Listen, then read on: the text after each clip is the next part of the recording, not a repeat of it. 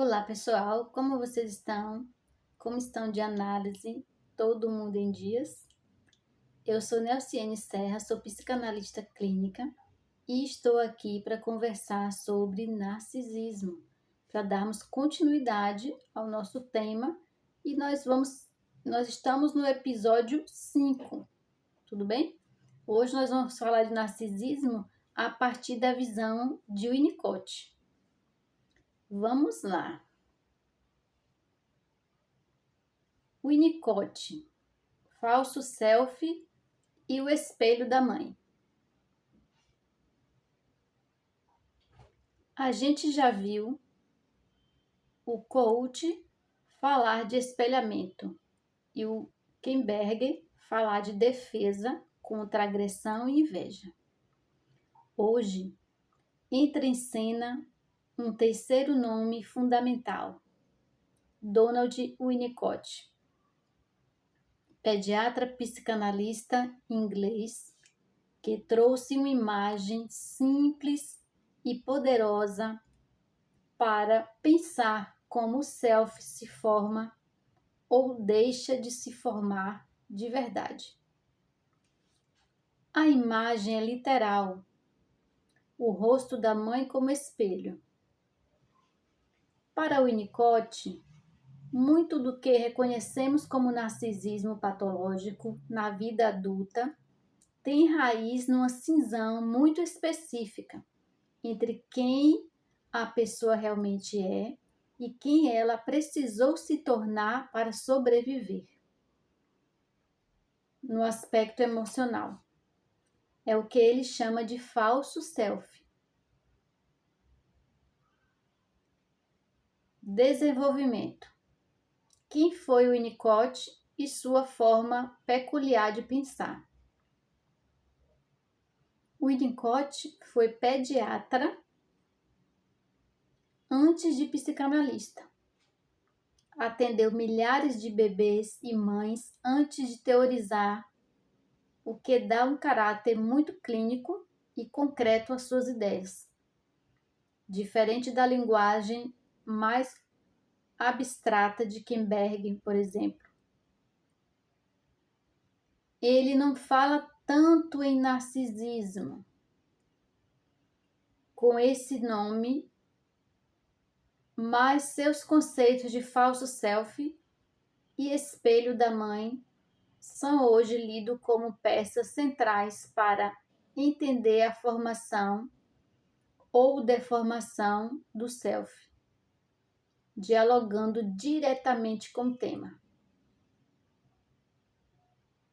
O Winnicott pensa a partir da relação real entre mãe e bebê, não a partir de pulsões abstratas.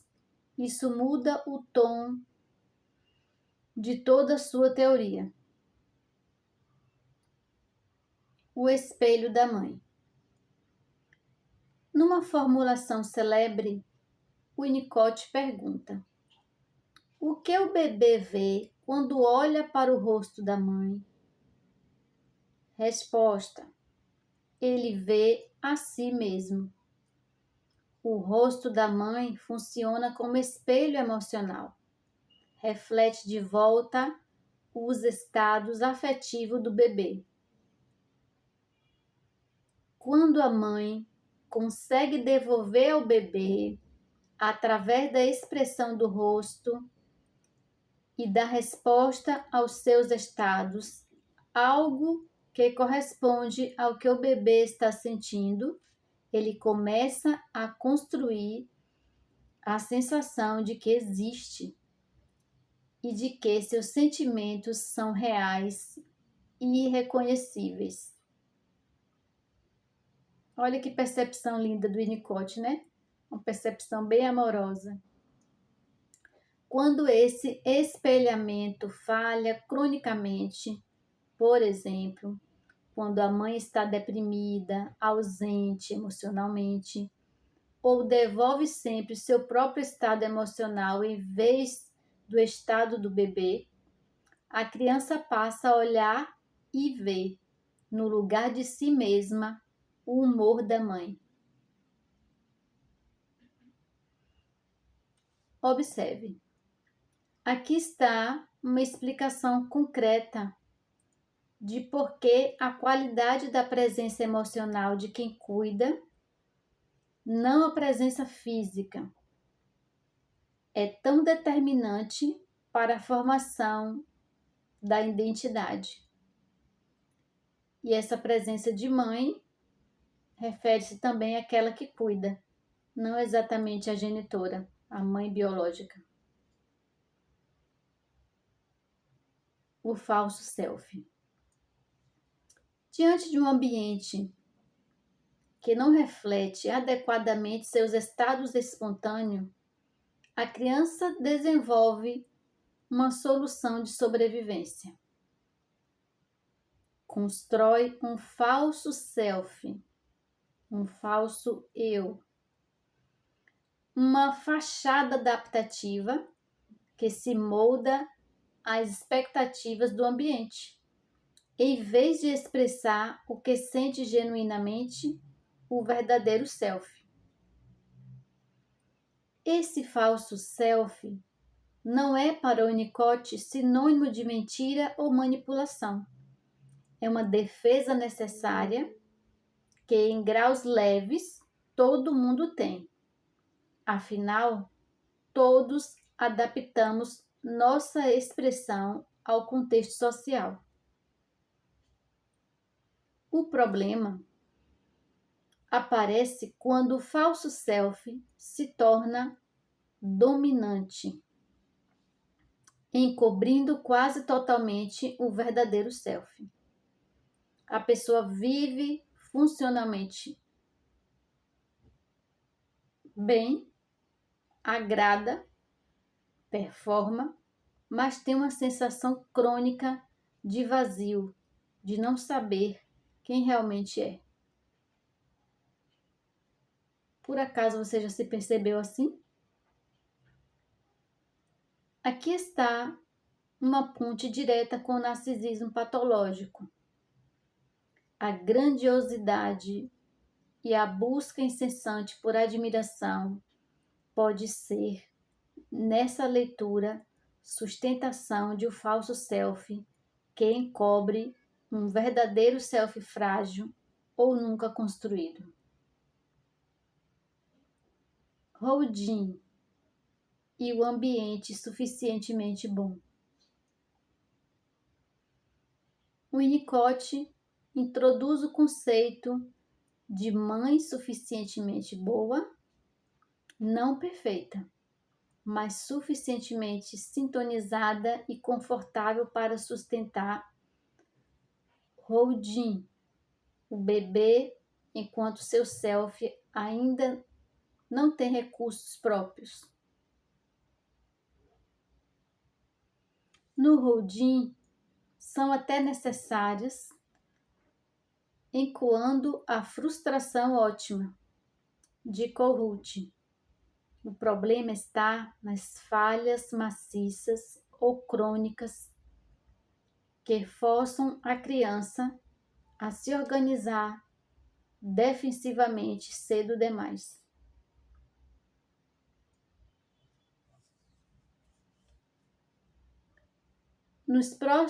Nos próximos episódios, o Winnicott nos dá a imagem do espelho, mas essa formação também acontece em um espaço mais amplo, o mundo inteiro de fantasia e de relações. No próximo episódio, a gente entra na leitura kleiniana das relações objetais e do narcisismo.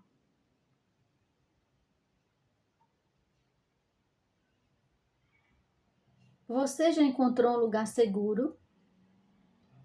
Aquele ambiente que você pode se expressar livremente, sem ter aquela impressão de que está sendo julgado, aquele lugar que te abraça, que te acolhe. Esse é o ambiente que nós te oferecemos aqui. Nós temos psicanalistas formados, preparados para te atender. Se você sentir que chegou a sua hora de fazer análise, não hesite em me procurar. eu e outros aqui do nosso canal. Tudo bem? Vamos recapitular. O rosto da mãe como espelho emocional do bebê. Falso selfie. Defesa adaptativa que em excesso encobre o verdadeiro selfie. Holding e a mãe. Suficientemente boa. O ambiente que sustenta a formação saudável do selfie.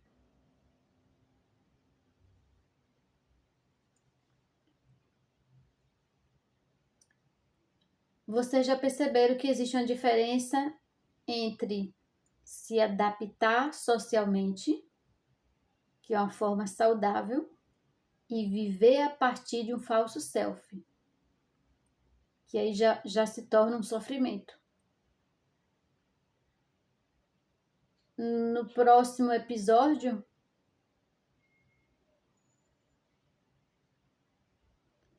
nós vamos aprofundar sobre a teoria de Clay e as relações objetais. Então, muito obrigada pela sua presença aqui. Sua presença é importante. Eu honro a sua presença. Continue comigo aqui para os próximos episódios.